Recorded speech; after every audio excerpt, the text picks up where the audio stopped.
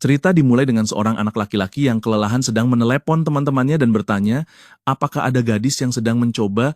Tidak terlalu sulit. Pria itu berteriak mengatakan bahwa bala bantuan dari serikat sedang dalam perjalanan dan mereka hanya perlu bertahan sedikit lagi. Tapi mereka yakin dengan kecepatan itu semua akan mati. Sampai tiba-tiba muncul seorang pria dengan buku di tangan dan memberitahu semua orang untuk mundur satu langkah. Semua berbalik untuk melihat siapa dia dan hujan tombak turun ke monster, pria dengan telepon di dahinya. Baru sekarang aku sadar itu, dia bilang iya itu benar pria itu dan bertanya pada yang sedang siaran langsung, apakah mereka bisa melihat pemburu-pemburu legendaris Gusion BAK yang ada di depan mereka? Seseorang sedang menonton ini langsung di teleponnya dan mempertanyakan, semua cerita pemburu-pemburu itu baginya itu tidak masuk akal karena pria itu bahkan tidak bisa menghadiri kelulusan anaknya sendiri. Ya, kamu bisa membayangkannya anak laki-laki itu mengutuk di sana, mungkin dia anak dari bajingan itu, seorang teman mendekatinya dan bertanya, kenapa kamu sendirian? Dan agak canggung dia bilang mereka sibuk. Anak-anak memintanya untuk mengambil foto dan dia membantu. Sambil berpikir selalu seperti ini, ayahnya selalu sibuk ketika dia sampai di rumah dia melihat ibunya agak lelah, dia merawat adiknya yang sudah koma selama 12 tahun, pria itu menggerakkan kakinya. Mungkin untuk menjaga otot tetap lentur, hal seperti itu kan, atau kalau dia bangun, Seong Jun bertanya kenapa ayahnya tidak datang ke kelulusan dan dia hanya menjawab bahwa dia seharusnya sudah tahu alasannya. Dengan marah dia berteriak untuk damai dan bertanya kenapa tidak. Hanya satu hari yang dia butuhkan, sepertinya semua orang di sana hanya peduli pada adiknya, tapi kemudian seseorang muncul di belakangnya dan bilang dia berteriak terlalu keras. Pria itu berbalik. Itu ayahnya yang galak, benar pria, Jisinbek pemburu-pemburu. Dia hampir bertanya bagaimana bajingan itu bisa datang begitu cepat. Tapi ayahnya hanya bilang sudah bilang jangan berteriak di rumah.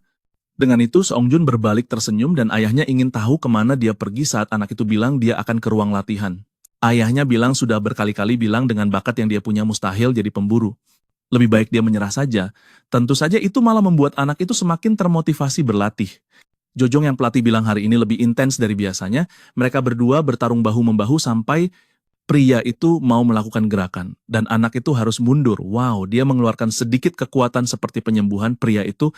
Kupikir bajingan itu tidak punya kekuatan. Serangan itu menuju Juchong dan mulai membungkus pedang. Tapi dalam 1 detik, pria itu menghancurkan semuanya. Sangyun anak malang itu, pria itu tidak mengerti apa-apa dan sudah di lantai dalam 1 detik. Pria itu masih mengejeknya bilang mungkin berhasil kali ini kalau rantainya tidak begitu lemah. Mungkin dia akan bertarung lebih baik kalau tidak bergantung pada kekuatan itu. Beberapa waktu kemudian di restoran, pelatih bilang dia yang akan membayar makanan hari ini. Karena dia dipukul habis-habisan, tapi Seong Jun bilang tidak masuk akal membayar seseorang kalau dia juga bangkrut. Yang dia mau cuma mereka terus berlatih. Jojong bertanya kenapa dia mau berlatih lebih keras lagi, ujian akademi pemburu sudah selesai, jadi mereka hanya menunggu hasilnya. Tapi menurut Jojong tidak, kebanyakan peserta punya banyak kemampuan atau mereka regresor pria itu apa-apaan ini. Banyak orang sudah kembali dari masa depan, tapi bagaimana garis waktu itu bekerja jelaskan. Dan Seong Gyun di sana berteriak, bilang dengan kemampuan sampah yang dia punya mustahil, jadi pemburu. Dan kalau mau ayahnya mengakui dia, tidak bisa hanya diam di rumah istirahat, Jojong menatapnya dan bilang semua itu cuma bukti dia harus menyerah. Dia sudah sadar anak itu bahkan tidak nyaman di rumahnya sendiri. Dengan kecepatan ini dia segera tidak punya tempat untuk kembali. Ketika keadaan sulit di luar, di bawah hujan seorang reporter sedang berbicara, bilang sudah 100 tahun sejak monster muncul, 20 tahun sudah berlalu sejak makhluk menjijikan itu. Mulai menyamar sebagai manusia, mereka bilang itu regresor yang berasal dari dunia ini, tapi itu cuma omong kosong untuk menipu semua orang. Dan mereka harus menegaskan bahwa tempat ini bukan rumah orang-orang itu, lebih baik semua orang aneh itu, mereka akan kembali ke neraka tempat mereka berasal, sementara pria itu sedang memberikan pidato, Seung Jun berdiri di sana dengan teleponnya berdering, pesan ujian untuk menjadi pemburu di akademi telah tiba, dan tentu saja untuk kejutan, tidak ada yang terkejut bahwa si bodoh itu tidak lulus, lalu semua orang melihatnya berteriak atau mengatakan bahwa tempat dia tinggal sudah seperti neraka, 10 detik, kemudian dia berdiri di sana seperti pecundang, di bawah hujan, di tanah teleponnya berdering, ibunya menelepon, dia menjawab dengan canggung, mereka bertanya ada apa dan di adegan berikutnya, dia tiba di rumah dengan ketakutan. Dokter mengatakan bahwa itu gila melihat seseorang yang koma selama 12 tahun. Bangun dalam kondisi yang sebenarnya tidak terlalu buruk, lalu ibunya berbalik menangis ke arah anak laki-laki lain. Dan mengatakan agar dia menyapa saudara perempuannya dengan yakin, saudara perempuan yang koma. Selama 12 tahun itu akan bangun dengan kekuatan paling kuat di dunia, dan dia akan semakin marah. Dan beberapa waktu kemudian, ibunya mengatakan bahwa saudara perempuannya merasa sedikit cemas, jadi mereka harus banyak menghabiskan waktu bersamanya. Agar dia mulai terbiasa dengan semuanya, dia meminta anak laki-laki kita untuk bergiliran, tapi dia bilang dia juga punya banyak hal yang harus dilakukan, hanya karena dia lulus, bukan berarti dia punya waktu luang sepanjang waktu. Ibunya bilang itu saudara perempuannya, tapi dia berteriak mengatakan bahwa dia bahkan tidak ingat pernah berbicara dengannya. Pria ini, protagonis bajingan itu juga tidak membantu kita untuk menyukainya. Bajingan bodoh, rawatlah saudara perempuanmu. Ayahnya bilang, agar dia hati-hati dengan apa yang dia katakan. Tapi anak laki-laki kita menjawab bahwa yang harus hati-hati adalah dia tidak pantas untuk banyak pertengkaran. Saudara perempuannya bilang dia tidak suka ini dan mulai menangis. Ibunya pergi menghibur gadis itu.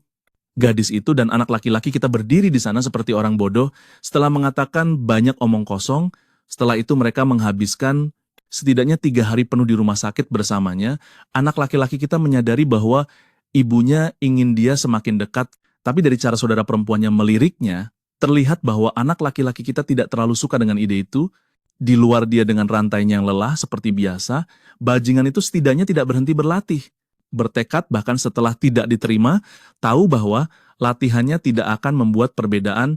Sampai suatu saat dia masuk ke kamar dan tempat tidurnya kosong, di luar saudara perempuannya duduk di bangku. Ketika dia datang dan memanggilnya, dia kaget dan berteriak. Dia bertanya apa yang dia lakukan di sana dan bilang dia tidak bisa menghilang. Begitu saja, saudara perempuannya yang bernama So Hyun agak malu minta maaf, mengatakan dia merasa agak sesak di dalam dan bertanya apakah dia setidaknya bisa tinggal sebentar di luar. Dia tampak sedikit kesal tapi bilang tidak apa-apa. Jadi dia duduk di sampingnya sambil bermain dengan teleponnya. Tiba-tiba saudara perempuannya bertanya apakah dia kebetulan membencinya. Dia sedikit terkejut bertanya kenapa dan dia bilang dia merasa agak menakutkan dan sekarang dia lebih mirip ayahnya dan dulu lebih manis. Anak laki-laki kita menjelaskan bahwa terakhir kali mereka bicara dia berumur 5 tahun. Dan bahkan tidak ingat bagaimana dia saat itu. Sokyun bilang dia juga tidak banyak ingat, ayah dan ibu sudah lebih tua, saudara-saudaranya berubah total. Dia bahkan tidak bisa pergi ke sekolah karena suatu alasan. Dia merasa sendirian di dunia ini. Itu menyentuh hati anak laki-laki kita kan teman-teman. Dia juga merasa kesepian setelah semua itu, lalu dia bertanya omong kosong apa yang dia katakan. Dia, punya ibu, punya ayah, jadi bagaimana mungkin dia sendirian. Belum lagi dia selalu bisa membuat teman baru. Hanya karena dia tidak bisa pergi ke sekolah, bukan berarti dia akan selalu sendirian.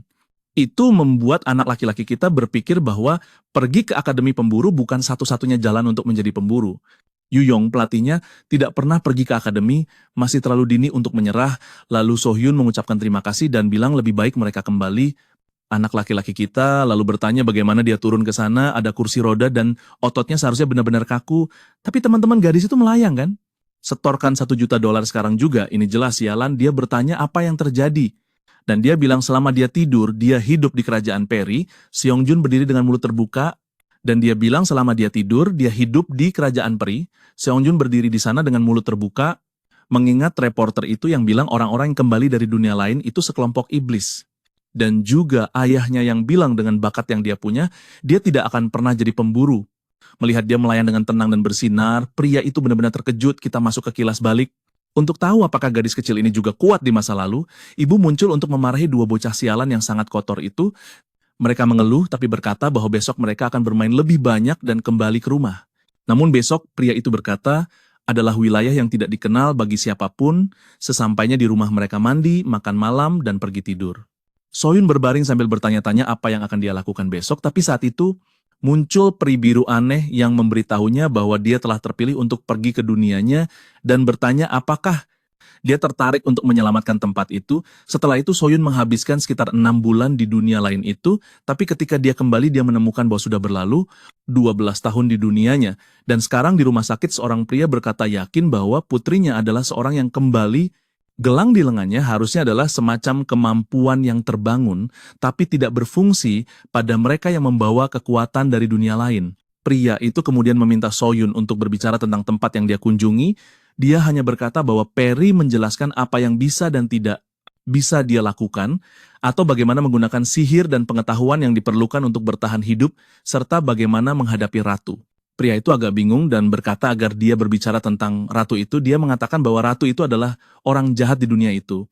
Dan ada janji bahwa jika dia berhasil mengalahkan ratu itu, dia bisa kembali ke dunia ini. Pria itu bertanya apakah dia kembali setelah membunuh ratu, dan gadis itu berteriak bahwa dia tidak berhasil menyelesaikan konflik dengan berbicara dan juga tidak belajar sihir berbahaya apapun. Pria itu bagaimanapun berkata bahwa semua itu tidak penting.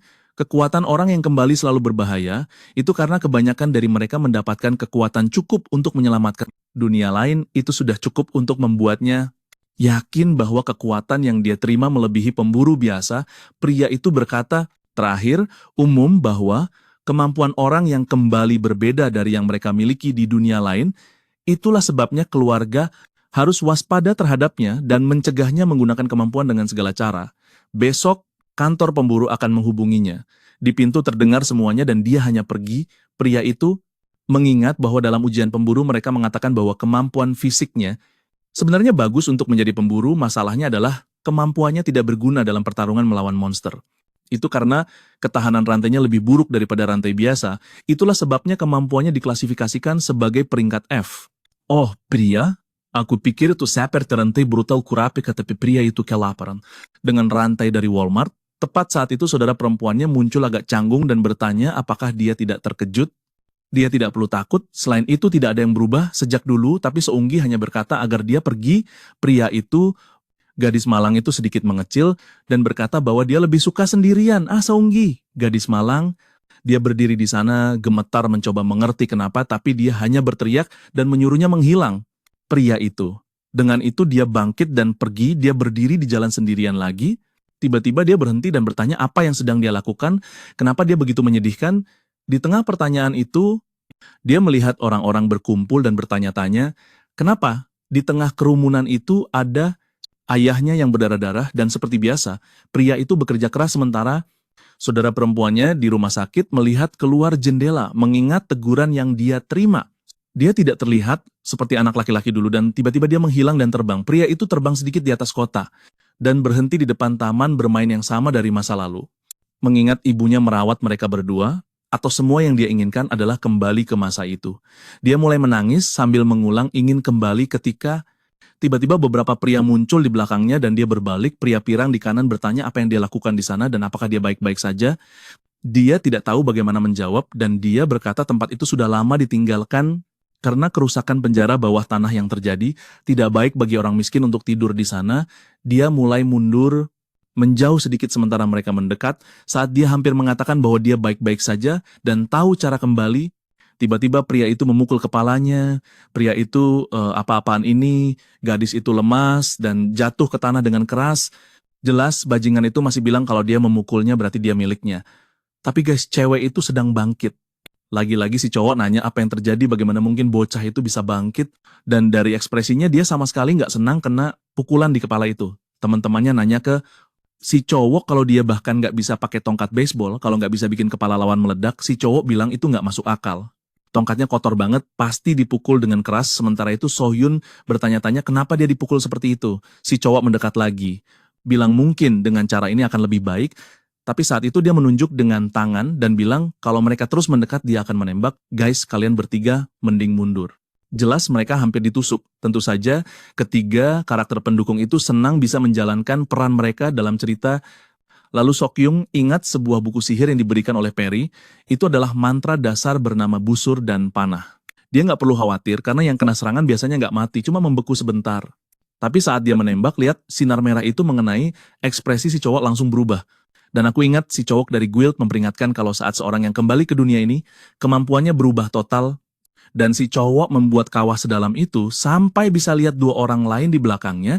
Si cowok jatuh ke tanah, cuma tersisa noda. Dan Sojun melihat tangannya sendiri, bertanya-tanya, kenapa itu terjadi?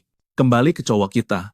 Di tengah kerumunan, ada ayahnya yang memegang lengan si cowok YouTube yang sudah mati dan hancur. Semua orang bertanya apakah dia benar-benar mati dan bahkan ayahnya pun terlihat. Son Eun ada di situ melihat semuanya. Masa depan Mr. Beast tertangkap dan ayahnya bertanya apa yang dia lakukan di situ dan di mana saudara perempuannya. Cowok kita agak canggung bertanya apakah dia bahkan nggak bisa keluar jalan-jalan. Ayahnya menatap tajam dan bertanya apakah ini pertama kali dia melihat mayat. Cowok itu bilang iya. Lalu ayahnya bilang 4 dari 10 itu adalah tingkat kematian di industri pemburu. tahun lalu dari 10 orang 2 mengalami cedera sangat parah. Biasanya yang tertinggal trauma dan pura-pura jadi pemburu, dan pola itu bertahan seumur hidup. Tanpa pengecualian untuk pemula atau veteran, veteran harus mengerti bahwa itu adalah dunia tempat mereka hidup dan dia ingin tahu apakah cowok itu benar-benar yakin dan ingin bertahan hidup di dunia seperti itu. Tiba-tiba Seong Jun benar-benar runtuh. Sudah terlihat dia akan ketakutan menghadapi ayahnya dan bilang tidak. Ayahnya hanya meletakkan tangan di atas cowok itu dan bilang yakin anaknya nggak akan kuat. Makanya cowok itu juga hancur. Keluarga sialan. Di luar rumah sakit, Tal melihat ke dalam dan bilang itu selalu seperti itu, benar-benar nggak punya kemampuan dan mencoba menolak kenyataan atau menolak bahwa dia lemah, mengingat saat dulu melihat ayahnya dengan semua pemburu keren itu, semua sudah mati, dia bahkan nggak tahu apa yang ingin dia lakukan saat itu. Sambil bertanya-tanya apakah jadi pemburu benar-benar yang dia inginkan, dia melihat saudara perempuannya terbang di situ. Cowok itu mendekat agak gelisah dan cepat-cepat melihat dia penuh darah, dan itu membuatnya marah pada ayahnya. Dia bilang suruh turun, tanya apakah dia terluka dan apa yang terjadi. Lalu Sohyun sadar dan ingat si cowok bilang kemampuannya bisa berbahaya, mulai mengulang jangan mendekat, sementara dia nggak ngerti apa-apa. Tiba-tiba ingat si cowok yang meledakkan dengan panah, dia bilang menjauh dan tiba-tiba ada ledakan cahaya di situ. Di tengah hutan, beberapa waktu kemudian, dia terlempar ke pohon, hancur juga. Di tengah semua itu, saudara, perempuannya dikelilingi aura ungu dan seseorang bilang, ada orang yang menghancurkan bangunan, dia kehilangan kendali sambil menangis. Sementara Seong Jun bertanya apakah dia gila, apa yang terjadi. Gadis malang itu mengulang dalam hati bahwa dia ingin menghentikan ini, tapi di saat yang sama bilang dia nggak mau berhenti dan benar-benar kehilangan akal. Di tengah semua itu, saudara perempuannya dikelilingi aura ungu dan seseorang bilang ada orang yang menghancurkan gedung, dia kehilangan kendali sambil menangis. Sementara Seong Jun bertanya apakah dia sudah gila, apa yang terjadi. Gadis malang itu mengulang dalam hati bahwa dia ingin menghentikan ini, tapi di saat yang sama dia bilang dia tidak mau berhenti dan benar-benar kehilangan akal. Dia bilang agar menjauh, pohon-pohon sedang ditebang, ada tebasan kemana-mana. Pria itu benar-benar mengerti sekarang. Kenapa reporter itu bilang orang-orang yang kembali itu dari neraka? Memang benar begitu. Yang paling buruk, Seong Jun tahu kalau pakai kekuatan sembarangan di jalanan bisa membuatnya dieksekusi. Apa yang bisa dia lakukan? Dia bisa coba hentikan, beritahu ayahnya, tapi polisi akan datang lebih cepat, lalu dia punya ide, dan bertanya-tanya apakah ada yang bisa dia lakukan. Tapi saat melihat dirinya sendiri, dia tahu pria itu tidak punya peluang melawannya. Yang terbaik yang benar-benar bisa dia lakukan adalah lari, pada akhirnya tidak ada yang salah dengan dia. Tapi tiba-tiba dia melihat seorang anak di sana menatapnya, sementara saudara perempuannya terus kehilangan kendali. Berkata bahwa dia tidak ingin melakukan ini. Saat dia membuka mata, pria itu melihatnya berlari ke arahnya dengan rantai-rantai itu, menghindari semuanya, berteriak bertanya, apakah dia bisa mendengarnya dan menyuruhnya untuk tenang? Saat itu, anak kita ingat apa yang dikatakan ayahnya. Benar tentang tingkat kematian di antara para pemburu, pria itu bahkan belum resmi menjadi pemburu tapi sudah mempertaruhkan nyawanya, tapi pada saat yang sama, dia sampai pada kesimpulan bahwa mempertaruhkan nyawa adalah apa yang dilakukan pemburu, lalu dia berteriak menyuruhnya untuk tenang dan melepaskan kebingungan itu. Sohyun mulai bertanya-tanya mengapa dia begitu jauh berjuang untuknya. Dia bukan orang yang sama yang dulu dia kenal. Peri itu tiba-tiba memegang tangannya dan bertanya apa masalahnya. Dia adalah pahlawan yang menyelamatkan dunianya. Tapi Sohyun menjawab tidak.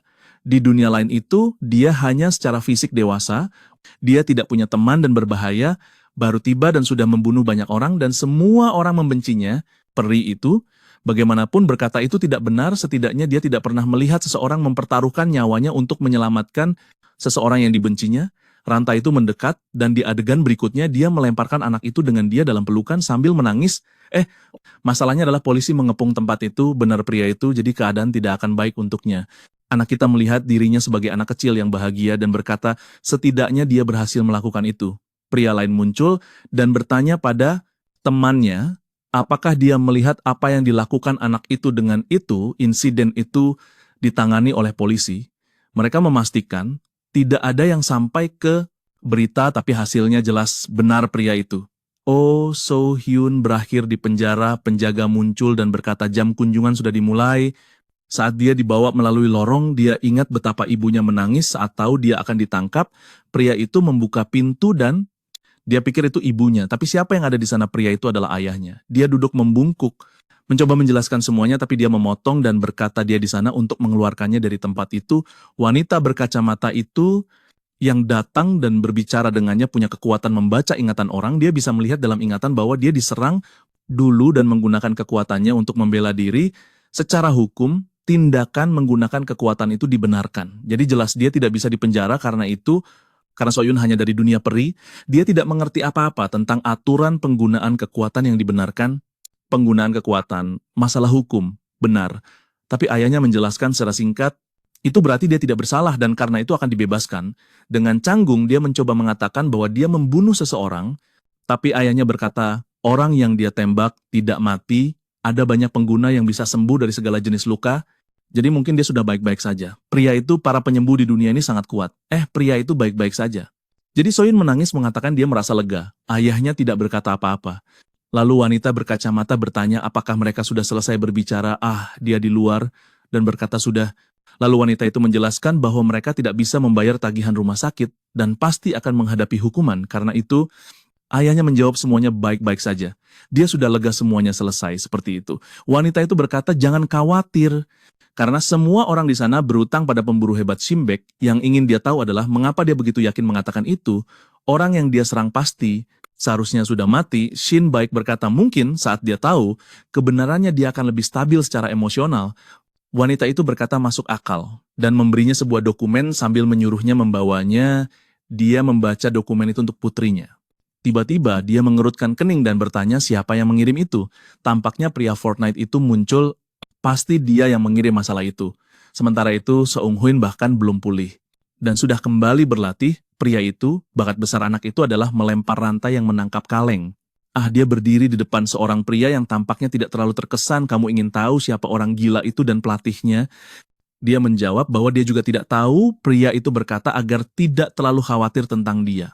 Dan agar mereka terus melakukan apa yang sedang mereka lakukan. Seunggi namun menjawab bahwa dia tidak bisa berkonsentrasi dengan komentator sialan di samping yang berbicara omong kosong pria itu. Namun bertanya apakah benar karena dia serius akan mengatakan bahwa dia tidak bisa berkonsentrasi dalam pertarungan nyata karena hal sepele seperti itu, jenis sepele itu pasti terjadi di penjara bawah tanah dan jika dia tidak bisa berkonsentrasi hanya karena seseorang sedang makan kentang, di sampingnya itu sudah membuktikan bahwa dia belum siap tepat saat itu. Seong Jun melangkah maju dan bertanya apakah pria tua itu mengenalnya. Pria ini hampir saja mencari masalah sekarang. Seong Jun akan berbicara tentang berapa banyak dia berlatih. Tapi pria itu hanya bangkit dan berkata bahwa dia tidak peduli dan mengatakan bahwa dia mengakui bahwa anak itu benar-benar memiliki kemampuan fisik yang bagus. Tapi penguasaannya sangat buruk anak kita, bahkan tidak menyadari bahwa pria itu dalam sekejap sudah berada di belakangnya. Pria itu berkata bahwa rantai-rantai yang dia buat dengan energinya sendiri itu mengerikan karena dia terpaksa terus mengonsumsi hanya untuk bisa mengendalikannya. Belum lagi dia menggunakan terlalu banyak energi dengan setiap aksi dan juga tidak akurat sama sekali. Dia perlu mengerti bahwa para profesional bahkan tidak menggunakan banyak energi. Pria itu mengambil kantong kentang dan berkata begini caranya. Pria itu dengan satu pukulan semua kaleng tertusuk. Dia bertanya apakah anak itu mengerti dan anak kita benar-benar terkejut. Yang paling gila adalah kantong kentang yang dibungkus dengan energinya tetap utuh. Sementara Jojong bertanya-tanya, siapa pria itu? Pria itu mendekati anak kita dan berkata bahwa bahkan dia tidak tahu kekuatan sebenarnya. Lalu dia mengeluarkan gulungan dan berkata ini adalah alat yang memanggil yang kembali dan dia ingin mendekatkannya ke rantai. Saat dia menyentuhnya benda itu menghilang dan dia berkata sekarang dia mengerti tentang anak kita. Kamu ingat apa yang terjadi di rumah sakit karena jelas dia melihat bahwa saat rantai anak itu menyentuh, saudara perempuannya benar-benar memadamkan kekuatannya dengan sempurna. Dengan kata lain, dia memiliki bakat yang belum pernah terlihat sebelumnya untuk menyegel kekuatan yang kembali. Mencoba menggunakan rantai itu sebagai senjata adalah definisi sebenarnya dari bakat yang disia-siakan. Bingung Seunggi bertanya bagaimana dia tahu semua itu dan siapa sebenarnya dia memperkenalkan dirinya sebagai Jishun, seorang pemburu profesional dan guru di Akademi Kemampuan Khusus, dan hari ini dia di sana untuk merekrut bajingan itu. Benar pria itu. Anak kita benar-benar membeku dan berkata bahwa dia sudah gagal. Ujian masuk Jishun. Jishun berkata, jangan khawatir tentang itu. Dia memiliki wewenang untuk mendaftarkan siswa manapun di sana, dan kemampuan yang dimiliki anak itu sudah cukup bagus, tapi tentu saja dia yang mengambil keputusan akhir, apakah dia ingin bergabung dengan akademi atau tidak. Pria itu, anak itu tiba-tiba membuat wajah seperti aktor bodoh berkata, apa ini hampir menangis. Oh, Tuhan baru saja kehilangan 10 poin aura pria itu tertawa dan menyambutnya di Akademi Pemburu. Tapi tiba-tiba sesuatu terbang ke arahnya, Jisun berbalik dan berhasil menangkapnya di udara pria itu. Itu kertas. Dan di sini datang Shin Baek marah dan memancarkan aura menuntut Jisun menjelaskan sekarang juga apa rencananya dengan itu. Tapi Jisun berbalik dan menjawab. Itu pertanyaan yang seharusnya dia tanyakan saat ayahnya marah. Seung Jun tidak mengerti apapun yang terjadi. Dan sekarang Ji Hyun berhadapan langsung, hanya berkata bahwa semakin dia melihat Shin Baek, semakin dia sadar bahwa dia sudah tua dan keriput seharusnya mulai menghadiri pertemuan. Sebelum orang lupa bagaimana penampilannya, tapi ayahnya berkata agar dia berhenti mengubah topik dan menjawab. Apa benda itu? Ji Hyun berkata itu jelas dia hanya mengirimkan kepada anak-anak surat rekomendasi kecil. Sojun adalah yang kembali dengan kemampuan peringkat S dan Sojun memiliki kemampuan yang belum pernah ada sebelumnya. Tapi ayahnya berkata bahwa dia tidak menerima itu untuk keduanya meskipun Sojun memiliki tubuh yang lebih besar, dia hanya menghabiskan 6 bulan di dunia lain. Jadi dia masih memiliki mentalitas seorang gadis dan tidak bisa pergi ke akademi seperti itu. Gi-jun namun berkata bahwa dia perlu beradaptasi pria itu dan bahwa dia selalu mengatakan itu. Selain itu tampaknya kekuatannya mulai tidak terkendali. Jadi dia masih punya pola pikir anak kecil dan tidak bisa masuk akademi seperti itu. Gi-ju bilang dia harus beradaptasi, pria itu selalu bilang begitu, dan sepertinya kekuatannya mulai tidak terkendali. Saat ini, tanpa tahu cara pakai kekuatannya, dia seperti bom berjalan dan satu-satunya kesempatan adalah latihan dengan para ahli di sekolah. Tapi ayah bilang dia sendiri sudah cukup untuk melatihnya. Dia melihat ke samping dan bilang, selain itu, anak itu tidak punya bakat dan bilang ke anak kita bahwa dia harus mengerti tekad tanpa kekuatan hanya membawa kematian. Ini dia anak kita yang kadang sedih, kadang termotivasi. Tapi kemudian Ji Hyun berkata bahwa dia salah. Dia melihat dengan mata kepalanya sendiri bahwa anak itu berani dan melompat untuk menyelamatkan saudara perempuannya. Dia punya keberanian yang diperlukan untuk menjadi pemburu. Tapi Shin Baek menjawab itu bukan keberanian. Itu kecerobohan. Dia berbalik ke anak kita dan bertanya apakah saat itu dia tahu apa kemampuan saudara perempuannya dan apakah dia benar-benar berpikir bisa menghentikan kekuatannya. Seong Jun yang agak bingung mencoba menjelaskan bahwa dia hanya takut saudara perempuannya terluka, tapi ayahnya memotong dan berkata itu masalahnya. Dia tidak fokus pada hasil, satu-satunya alasan dia masih hidup sekarang adalah karena beruntung kemampuannya bekerja kali ini. Tapi dia akan hidup sebagai pemburu yang bertaruh pada keberuntungan setiap saat. Woo Gi Hyung mencoba merekomendasikan anak itu tapi tidak tahu apa-apa. Surat itu tidak akan memberinya perlakuan khusus. Pada akhirnya, dia hanya akan berakhir di akademi itu untuk dihancurkan oleh persaingan. Pria ini, ayahnya juga tidak membantu, bajingan hebat yang membuat anaknya tenggelam, sementara mereka berdebat.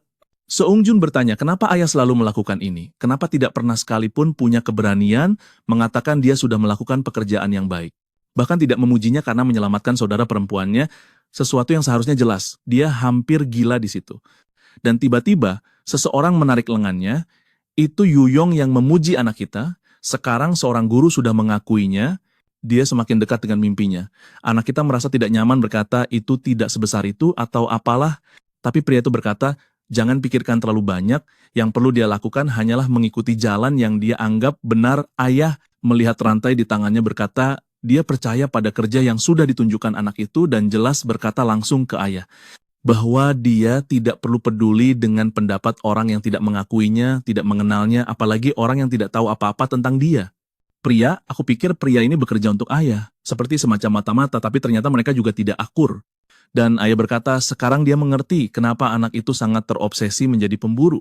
Pasti pria ini adalah idiot yang memberinya harapan palsu. Aura ayah membuat pria itu mulai berkeringat dingin, tapi anak itu menampar wajahnya, sambil dalam hati berterima kasih kepada guru yang membantunya menjernihkan pikirannya, lalu berkata awalnya dia benar-benar hanya ingin seperti ayahnya. Ingin diakui dan membuktikan bahwa dia bisa menang, hanya memikirkan hal-hal menyedihkan seperti itu, tapi hari itu di rumah sakit, semuanya benar-benar berbeda, dan sekarang dia siap. Pria itu akan menjadi pemburu, bahkan jika itu berarti harus melawan ayahnya. Tapi Shin Baek berbalik dan berkata dia sudah tahu bahwa hanya dengan kata-kata tidak cukup untuk mengerti hal-hal. Pria itu meletakkan tangan di bahu anak itu. Anak itu membungkuk dekat ke telinganya dan berkata silakan, coba saja. Lalu anak kita bahkan terkejut dan ayah berkata dia akan segera sadar. Dia tidak dilahirkan untuk berjalan di jalan yang sedang dia coba jalani. Ayah memberinya waktu 1 tahun untuk masuk dewan siswa. Jika bahkan itu tidak bisa dicapai, dia akan dipaksa dibawa pulang. Jisung mencoba mengatakan sesuatu, tapi ayah hanya menyuruhnya diam dan memperingatkan bahwa Seung-yun harus melindungi saudara perempuannya. Kekuatannya sama sekali tidak stabil dan suka atau tidak, satu-satunya pilihan adalah mengirim anak itu juga lebih baik, memastikan dia hidup dengan damai di sekolah, dan seperti kondisi pertama, jika sesuatu terjadi, dia akan langsung dibawa kembali. Dia bertanya, apakah dia mengerti? Dan tentu saja dia bilang iya, benar-benar taat pada ayahnya. Pria itu membiarkannya pergi dan pergi, ketiganya tetap di situ dengan wajah bodoh berkata, mereka benar-benar pikir mereka akan mati. Lalu di jalan Jung memanggil dan bertanya, apakah dia tidak keterlaluan mengatakan anak itu harus masuk dewan siswa? Dia harus tahu hanya yang terkuat bisa mencapai posisi itu. Dengan peringkat F dan masih tahun pertama, itu mustahil. Tapi ayah berkata, jika anak itu punya keberanian mengatakan itu, di wajah yang akan menjadi pemburu itu adalah hal paling dasar yang harus bisa dilakukan. Teman itu terus mendesak dan kemudian Simbaik mengatakan bahwa dia tidak pernah ingin menyeret siapapun ke jalan itu, tapi mengingat bahwa anak kita bilang ingin menjadi seperti dia berbalik dan berkata bahwa pada akhirnya dia juga menyeretnya bersamanya. Kembali di rumah sakit, Sojun sedang melihat surat penerimaan dan sangat senang dengan itu. Bulan Februari telah berakhir, dan di sana anak kita sedang berlatih dengan rantainya sambil lelah. Maret datang dengan perubahan mendadak, pria itu adalah kapal untuk para siswa akademi, pemburu dan sekarang sedang berangkat. Teman-teman, bab berikutnya, apa itu yang katanya dia harus berbohong? Masih ada orang di sana. Seluruh tempat terbakar. Sepertinya itu ayah, kan? Dengan tangan yang membunuh semua orang, dan anak kita berteriak mengatakan bahwa pemburu tidak seharusnya bertindak seperti itu. Tiba-tiba dia terbangun di tempat tidur, rambut putih. Saya rasa itu bukan tokoh utama. Siapa pria ini? Saya bahkan tidak akan mencoba menebak banyak, kan? Segera kita akan tahu. Yang berkacamata bertanya apakah dia baik-baik saja karena sepertinya dia berteriak dalam tidurnya. Dia bilang iya, dan kemudian pria itu bilang dia pasti siswa baru. Karena ini pertama kalinya dia melihatnya di sana, yang berkacamata memperkenalkan dirinya sebagai Pureum, nama yang keren, pria siswa tahun kedua, dan pria berambut putih menjabat tangannya dan berkata namanya Seol Subin. Senang bertemu, kita di kapal. Saudara-saudara itu melihat sebuah kotak penuh persediaan bertanya-tanya, kenapa mereka menerima begitu banyak barang, kita akan punya busur bertahan hidup di hutan. Seperti di Hunter x Hunter, aku siap untuk itu. Aku mengerti. Itu koper anak kita, dan sepertinya dia mencuri banyak barang dari ayahnya, sialan, aku di sini melamun sendiri. Tiba-tiba saudara perempuannya bangun dan bilang dia akan jalan-jalan. Dia bilang jangan pergi sendiri, tapi dia bilang akan menghubungi. Kalau terjadi apa-apa, dia tahu kamar itu 105 dan selamat tinggal. Anak kita sadar dia sedang membesarkan seorang gadis. Dia melihat ke jendela sambil berpikir yang penting adalah tahu apa yang akan mereka lakukan mulai sekarang. Sementara itu ada anak pirang. Didek berkata bahwa kehidupan baru di sekolah ini akan penuh pertemuan dan dia perlu berteman dengan orang kuat. Benar agar hidup lebih mudah, tapi itu adalah pikiran seorang pemula dan itulah kenapa Pureum bertindak seperti itu. Tampaknya dia tidak waras dan dua orang di sampingnya mencoba mengerti apa yang dibicarakan orang gila ini.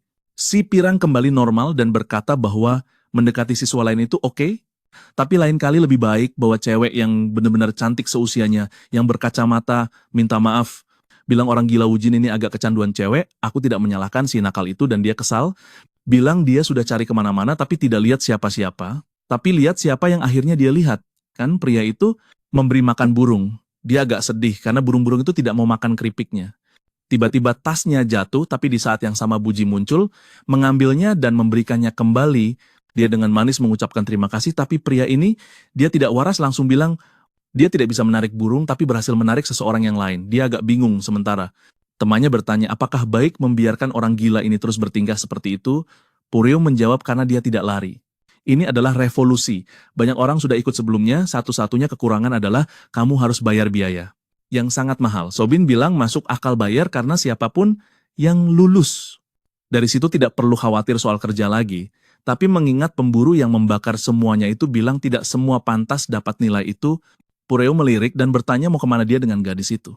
Bilang lebih baik ikut dia, karena pria itu tidak waras dan mereka pergi. Pria, adegan berikutnya sudah di kamar, dia membawa pria itu untuk bertemu dengan anak kita, atau sebenarnya dia membawanya untuk melaporkan, karena saat itu dia bilang anak kita harus melupakannya, karena pria itu mengikutinya, bertanya apakah dia punya pacar dan bahkan menyentuhnya. Detik berikutnya dari luar, Teman-teman melihat orang bodoh itu ditendang keluar kamar, dia bilang pada anak kita mereka bisa bicara sebentar tapi Seong Gi-un akan memukulnya. Yang berkacamata datang membantu sementara Subin duduk di sana, seperti apa yang terjadi. Sepertinya di adegan berikutnya anak kita, pria itu menjelaskan bahwa dia telah tertidur selama 12 tahun dan tepat saat itu para pria mulai meminta maaf kepada penggemar itu dengan mengatakan bahwa mereka tidak tahu hal itu. Pria kita mengatakan tidak apa-apa dan meminta maaf karena telah memukul mereka tiba-tiba. Lalu pria berkacamata mengatakan bahwa dia dan Subin harus berusia sama dan pria itu menyapa pria kita yang sedang sangat tampan sehingga dia tidak terlalu repot membalas sapaan. Beberapa saat kemudian di luar, Pureong bertanya, apakah dia berada di departemen pemburu dan dia menjawab iya. Pria itu ingin tahu apakah ada pemburu yang dia kagumi atau sukai. Pria kita mengatakan secara pribadi tidak, ayahnya adalah pemburu. Jadi dia sedikit terpengaruh lalu pria itu mengingat namanya Ji Seung Jun dan bertanya apakah kebetulan dia mengenal Shin Bik dan iya, pria itu seperti yang kita duga, mata Sobin sudah terbuka lebar. Dia mengingat bajingan itu saat pria kita mengatakan iya, itu ayahku. Si tolol itu membeku. Sementara yang lain terkejut bertanya apakah dia tidak berbohong. Mengatakan bahwa mereka penggemar dan segala macam. Tapi Subin ingat dengan sangat baik siapa Gisinbek dan sekarang dia duduk di sana tanpa tahu bagaimana memprosesnya. Pria tepat di depannya adalah anak dari orang itu. Pureo mengatakan bahwa ayahnya adalah panutan saat dia masih muda dan bermimpi menjadi pemburu. Dia selalu mengaguminya sebagai inspirasi. Pria kita bertanya apakah dia tidak ingin menjadi pemburu lagi dan dia menjelaskan bahwa sekarang dia di departemen teknik sihir, dia tidak punya bakat menjadi pemburu, bukan karena dia peringkat E. Pria kita terus berpikir, dan dia di sini tapi peringkatnya F. Dan tepat saat itu saudara perempuannya berkata persis itu dan ketiganya terkejut. Pria kita jadi agak tidak nyaman, dan Pureum ingin tahu bagaimana dia bisa menjadi pemburu dan diterima jika peringkatnya F. So Hyun sudah ikut campur sebelum dia bisa mengatakan sesuatu, menjelaskan bahwa mereka diterima karena rekomendasi. Dia menggaruk kepala sambil menggeleng-geleng, tapi pasti kita akan berakhir membencinya, kan? Pria. Lalu dia memanggil Pureum dan bertanya apakah dia sudah berlatih atau mungkin juga akan menjadi pemburu seperti dia atau setidaknya kamu tahu bisa masuk ke departemen untuk mengikuti ujian. Jelas Subin pasti berpikir bahwa bocah ini tidak lebih dari anak manja yang ada di sana karena ayahnya. Perjalanan berlanjut dengan Pureum, mengajarkan saudara perempuannya bermain Nintendo Switch. Wujin menggoda para gadis, dan pria kita berjalan mondar-mandir. Saat itulah dia melihat Winnie di pagar dan bertanya apakah dia merasa pusing. Dia menjawab iya dan pria kita berhenti di sampingnya. Lalu pria itu bertanya mengapa dia ingin menjadi pemburu Seong Jun.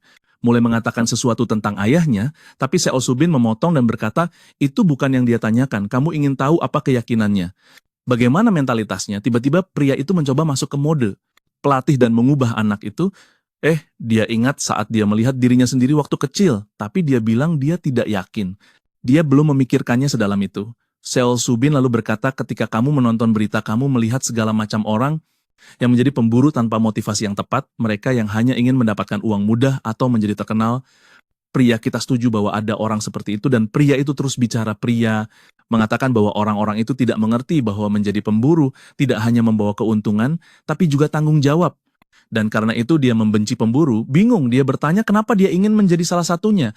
Lalu dia menjawab bahwa dia ingin menjadi seseorang yang bisa menyelamatkan semua orang, dan karena itu dia ingin memberitahu pria kita agar tidak masuk akademi. Seung Jun berhenti sejenak dan bertanya tentang apa yang dia bicarakan. Subin bilang itu konyol bahwa dia bilang ke Pureum bahwa dia bisa menjadi pemburu dengan cepat, peringkat E saat seseorang bangkit, itu saja peringkatnya sudah tetap dan tidak pernah berubah. Selain itu masuk akademi ini sangat mahal kecuali kamu punya koneksi. Atau seperti dia yang punya ayah kaya yang membayar semuanya. Pria, sedikit yang dia tahu bahwa ayah itu sebenarnya bukan dukungan. Satu, Seong Jun langsung bilang agar hati-hati dengan cara bicara. Selain itu dia ada di sana karena dia bangkit. Kekuatannya setelah banyak latihan. Dua, Sol Subin menjawab bahwa bangkitnya kekuatan tidak ada hubungannya dengan usaha.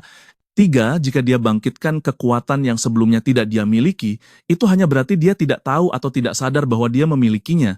Empat, semua yang terjadi hanyalah karena keberuntungan dia akhirnya menggunakan rekomendasi yang diterimanya untuk masuk ke tempat ini.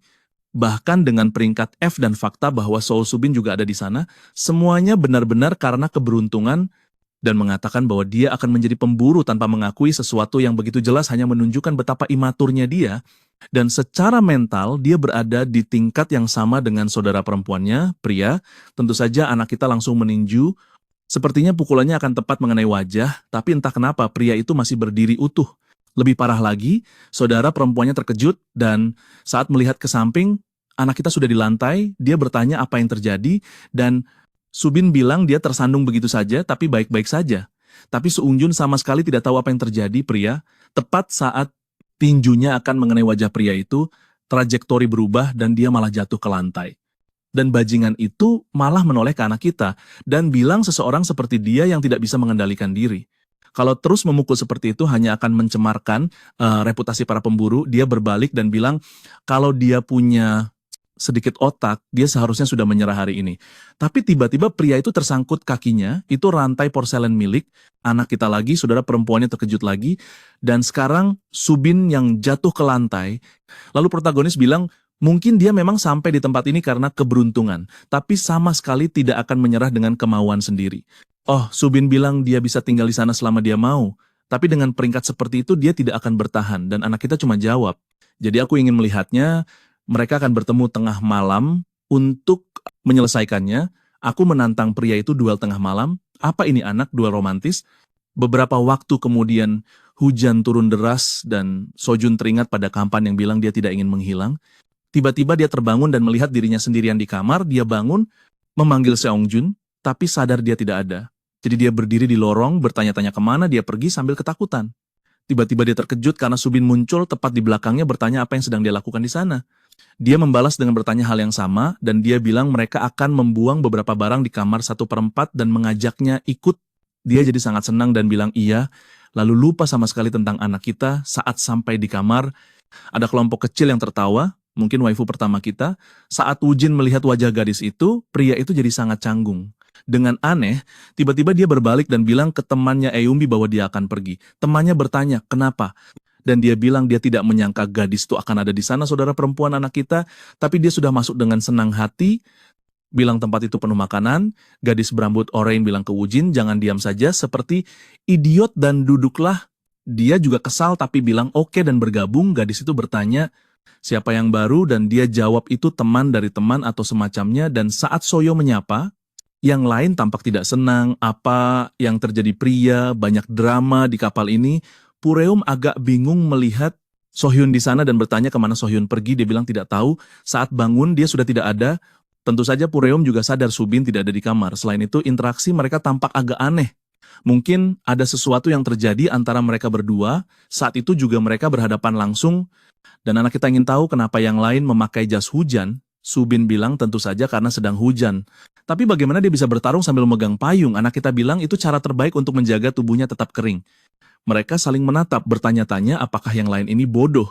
Tepat saat itu mereka mulai mengaktifkan kekuatan mereka, dan Subin bilang kekuatannya adalah roh air. Sedang hujan, dan mereka dikelilingi laut. Di tempat seperti itu kekuatannya diperkuat. Dan jika kehilangan kendali anak kita bisa aja mati, tapi Seung Jun cuma melempar payung ke samping dan bertanya bukankah dia yang ingin memulai ini. Saat itu juga pria itu bilang baiklah, lalu roh air mulai terbang menuju Seung Jun dan meluncurkan gelombang laser. Pria itu terkejut karena dia berhasil menghindar, lalu dia mengaktifkan rantai dan melemparkannya ke arahnya. Pria itu bilang itu mengesankan, tapi tentu saja rantai itu mudah hancur. Untuk peringkat F itu tidak buruk, hanya aneh rantainya lebih lemah dari yang asli. Seong Jun sudah kaget bro, bajingan itu punya 2 roh. Aku cuma bilang dengan yang dia pakai sekarang dia nggak bakal berhasil apa-apa. Pertahanannya sangat rendah, sampai nggak berguna buat menyerang atau bertahan. Di situ, anak kita lagi ngelakuin akrobatik ngindarin semuanya, satu-satunya yang dia punya. Sekali lagi dia lempar rantai, nyerang tapi hancur kena tembok. Dan bajingan itu bahkan nanya apakah itu satu-satunya taktik bodoh yang dia punya. Seharusnya dia udah sadar kalau dia belum ngelangkah sama sekali sejak ini mulai, saatnya dia ngerti kenapa dia nggak cocok di tempat ini. Anak itu bilang justru karena dia nggak bergerak sama sekali, dia nggak ketahuan waktu si cowok ngeliatin ke bawah. Bro, ada rantai kecil di samping sepatunya, dan yang paling parah, anak kita udah kaitin itu ke jeruji sebelum yang lain sempat ngapa-ngapain. Dan dia narik balik ke tembok, dan anak kita bilang dia bau banget sampai bikin taktik yang sama. Karena itu satu-satunya yang dia bisa lakuin, aku kira dia bakal ngeluarin kalimat epic. Tapi anak itu malah ngerendahin dirinya sendiri. Sekarang dia bener-bener ngatain si tolol. Bilang dia cuma sok jago padahal katanya nggak punya peringkat tinggi. Itu karena kalau dia punya, dia nggak bakal dipukulin sama orang peringkat F kayak dia Sobin. Terus dia ganti ekspresi dan bilang, oke, dia bakal mulai serius. Sunggi bilang, ayo aja. Tapi sekarang kita balik ke kamar sama cowok berotot. Itu yang bilang ini kayak pencurian, kayaknya cewek itu ngeluarin karakter peringkat SS. Penuh statistik pencurian dan segala macem, dan dia agak nggak nyaman bilang cuma beruntung. Sohyun nanya ini apa tapi nggak dijelasin. Ini kayak permainan papan, kayaknya nganalisis kekuatan orang yang bikin dan karakternya kayak cocok sama itu. Sial, jadi cewek itu peringkat SS bro, dia rusak banget. Sekarang giliran Pureum yang pencet tombol kecil dan bikin penyihir peringkat B. Aku nggak suka konsep permainan ini bro, seharusnya permainan ini keren. Kalau mau jadi sampah, mending buat kehidupan nyata aja. Tapi Pureum jelasin teknologi yang dipakai di permainan ini sama yang dia pakai di alat latihan. Wow bro, dia ngasih itu ke Sohyun dan suruh coba, untung alatnya nggak aktif tapi dia sedih. Pengen tahu kenapa, dia agak bingung. Cowok pirang itu juga nggak ngerti. Dan cewek rambut merah bilang, mungkin dia terlalu lemah atau nggak punya cukup kekuatan. Tiba-tiba, alat bilang nggak bisa analisis kemampuan pemain 5 dan diduga mungkin dia seorang regresor. Permainan ini jelas banget bro, cewek itu disiksa, semua terkejut dan dia dapat kelas rahasia acak. Semua semangat bilang mereka iri, ini gila Wujin. Terus dia balik dan nanya ini beneran nggak. Terus ingat Yiyun bilang harus jaga rahasia. Dengan segala cara, dia seorang yang kembali, dia nanya kenapa, dan dia jelasin kebanyakan regresor. Bahwa banyak masalah kayak dia. Misalnya dia kehilangan 12 tahun hidupnya, makanya mereka susah adaptasi sama masyarakat, dan akhirnya ngelakuin berbagai kejahatan dan dibenci. Makanya banyak yang dianggap bencana berjalan. Dengan reputasi kayak gitu, mending nggak ada yang tahu atau dia bakal dihukum. Balik ke permainan, dia nggak nyaman coba jelasin. Tapi Wujin cuma bilang lepasin aja dan berhenti buang waktu, pengen dengar ceritanya. Dia kelihatan semangat, pengen tahu dunia lain dan apa yang terjadi di sana, dia dapat kelas pemburu naga. Sementara semua penasaran pengen tahu lebih banyak tentang dia, walaupun yang lain semangat, jelas dia harus sembunyiin itu. Tapi kasihan dia anak lemah dan bodoh dan udah mulai semangat, bukan karena ada yang takut sama dia. Cewek rambut coklat bilang mereka nggak peduli, dan saat itu dia semangat bilang, oke bakal cerita. Tentu saja cewek rambut merah mungkin nggak seneng sama itu kan bro, dan langsung bilang, dia dengar kebanyakan regresor hadapin banyak makhluk dan musuh. Kebetulan dia udah bunuh seseorang. Pas itu Sohyun inget cowok yang dia tembus dada tapi pas mulai seru. Tiba-tiba lain. Kali ini kita kembali ke pengadilan Gonsubin mengatakan bahwa itu sangat disayangkan karena meskipun teknik dan strateginya bagus, semua itu tidak cukup karena dia akhirnya terjatuh. Dan dengan itu dia pasti sudah mengerti bahwa terkadang kekuatan mudah yang didapat beberapa orang lebih kuat daripada usaha orang lain. Itulah sebabnya banyak yang menyerah pada impian mereka demi mendapatkan peringkat rendah sementara yang lain, saudara, sudah menunjukkan pada saudara perempuannya. Mendapatkan kemampuan dari ketiadaan dan menjadi tak tersentuh. Begitulah dunia ini. Baik itu kekuatan, keluarga, koneksi, bahkan kemampuan, ada batas yang jelas untuk apa yang bisa dicapai seseorang hanya dengan kekuatan kehendak. Saat dia masuk akademi pemburu, dia akan menemukan bahwa ada orang yang jauh lebih buruk, lebih kejam, dan lebih kuat darinya.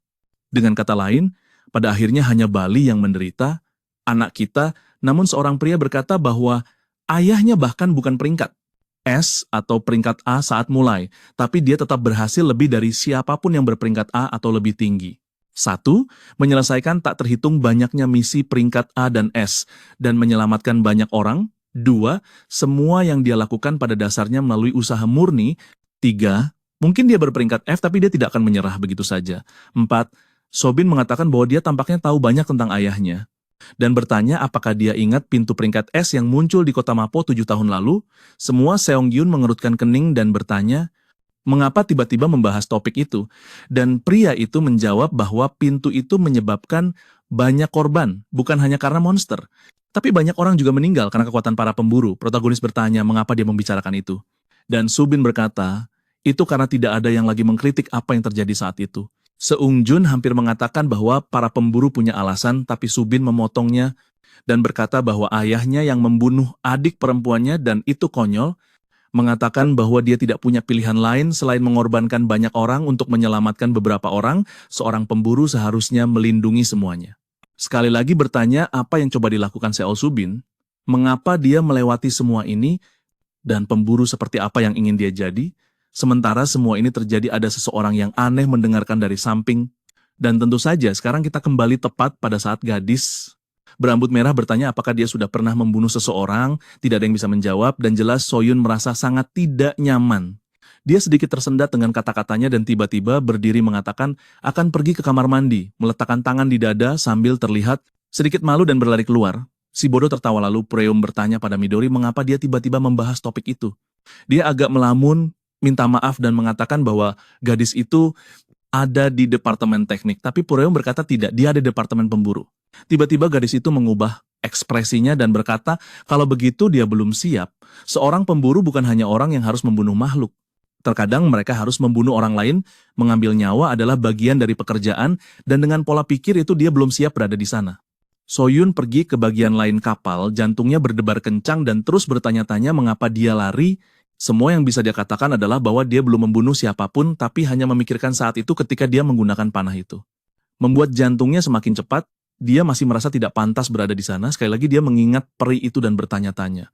Apakah dia benar-benar bisa membuat teman baru? Saat itulah seseorang muncul di sampingnya, itu gadis yang juga ada di permainan, menyapa dan memperkenalkan diri sebagai Modan, bertanya apakah dia ingin kembali dan bermain di kamar itu. Tapi Sohyun hanya berkata tidak. Gadis itu berkata sayang sekali karena ini pertama kalinya dia melihat seseorang mendapatkan kelas rahasia. Sohyun minta maaf tapi berkata dia tidak yakin ingin ikut, memikirkan apa yang terjadi membuatnya takut. Modan berkata dia mengerti perasaannya, dia bangun terlambat saat sudah di sekolah menengah, masalahnya adalah itu terjadi saat sedang pelajaran. Dia kehilangan kendali dan sebagian besar temannya terluka parah. Tapi dia tetap percaya pada dirinya sendiri. Dan tidak akan membiarkan siapapun mengintimidasi, terutama karena dia berhasil mengendalikan diri dan bertahan dari itu.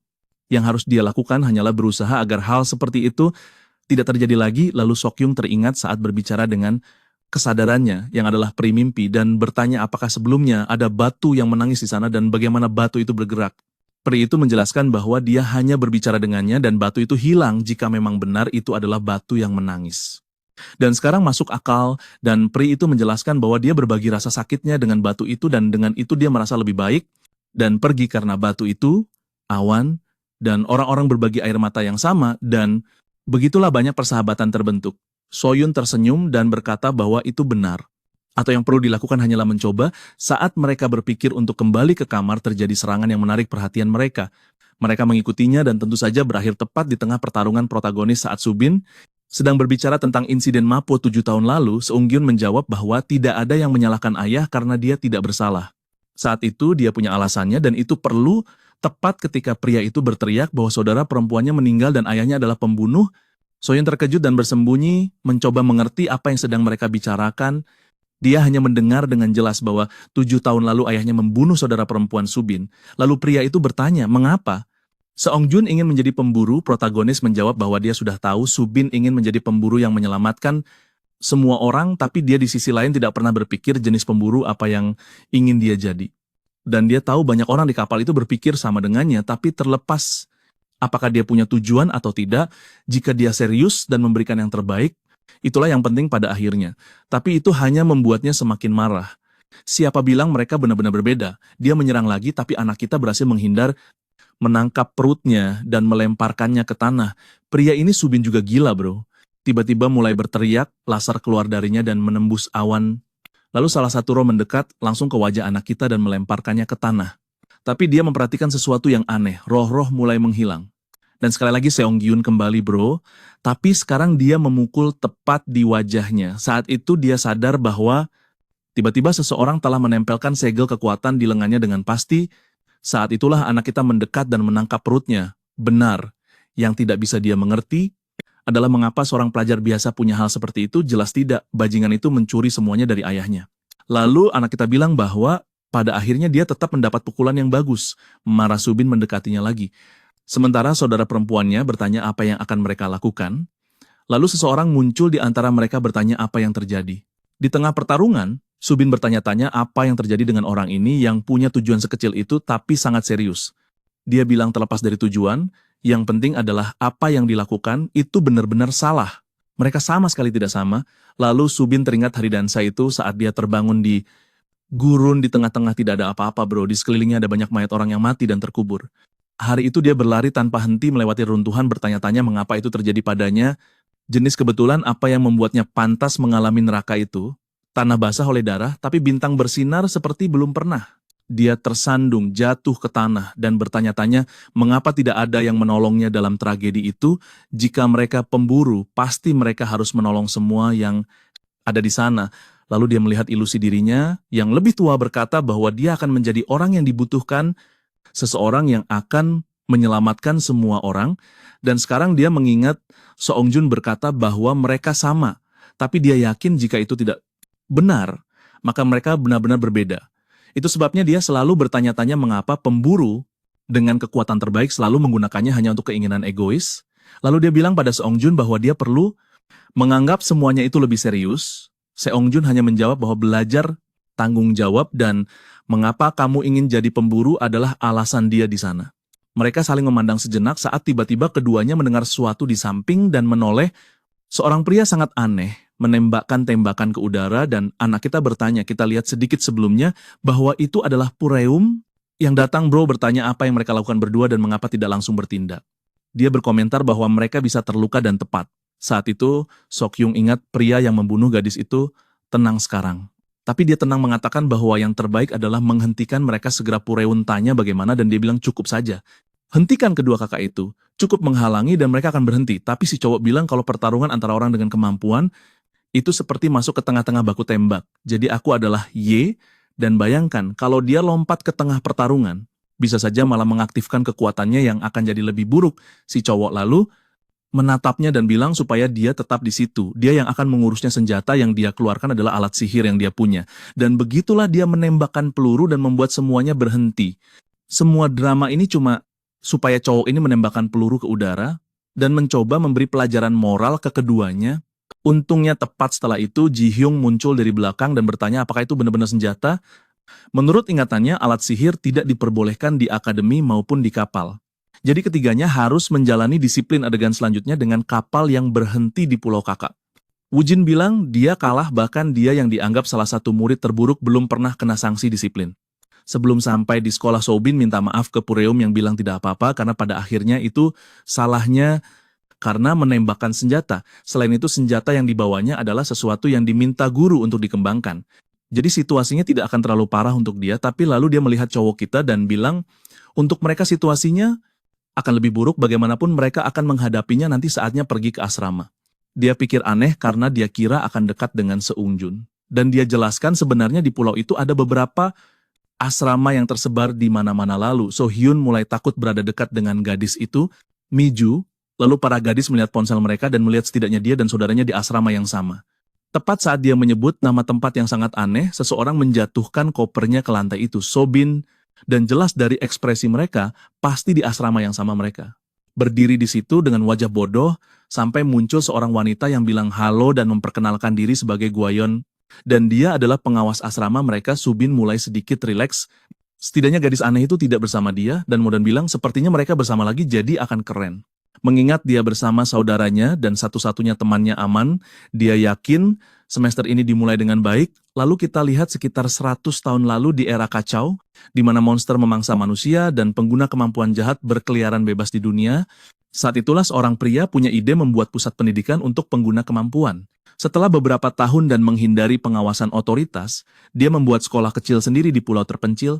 Beberapa waktu kemudian dikenal sebagai sekolah pemburu di tempat itu. Kewarganegaraan usia atau pendidikan tidak penting selama kamu punya kemampuan dan sadar. Kamu bisa bergabung, kakak jangan kasih kami iklan palsu itu. Kami tahu kalau seseorang berantakan mereka dikeluarkan. Meskipun pulau itu terlihat kecil, perbedaan besar dengan sekolah ini adalah seluruh pulau adalah sekolah kakak. Tidak hanya punya bahan berkualitas dan area latihan yang sangat bagus, tapi juga banyak informasi. Infrastrukturnya di sana, secanggih kota besar.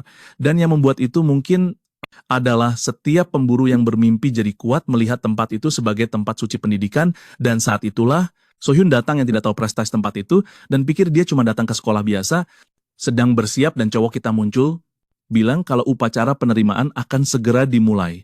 Dan begitulah semester pertama, tahun pertama dimulai, kakak aku punya firasat aneh. Karena cerita ini sudah meledakkan seseorang separuh dan sekarang semuanya sangat tenang. Kau tahu aku merasakan ada kekacauan dan bahaya.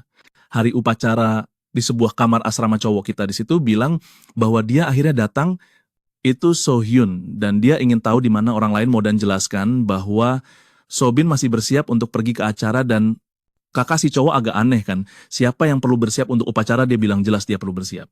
Terutama karena dia adalah perwakilan tahun pertama tahun ini, lalu muncul Subin Kakak bersumpah.